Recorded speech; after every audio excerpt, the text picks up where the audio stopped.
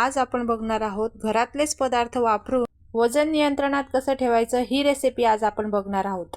चला तर मग साहित्य बघूया। चिली फ्लेक्स घेतला आहे, मीठ घेतलं आहे, मिरे पूड ऑरिगॅनो पूड घेतला आहे, कांदा घेतला आहे, चाट मसाला घेतला आहे, शिमला मिरची घेतली आहे, गाजर एक हिरवी मिरची घेतली आहे, बारीक लसूण कापून घेतला आहे, दही घेतलं आहे, पनीर घेतलं आहे आणि कोथिंबीर। आता एका कढईत थोडं तेल किंवा तूप टाकून हिरवी मिरची, लसूण, पनीर, गाजर, शिमला मिरची, कांदा, शिमला मिरची कांदा टाकल्यावर मीठ, मिरेपूड, ऑरिगॅनो पूड आणि चिली फ्लेक्स टाकून थोडं हलवून घ्या। एका बाउलमध्ये काढून घ्यायचं।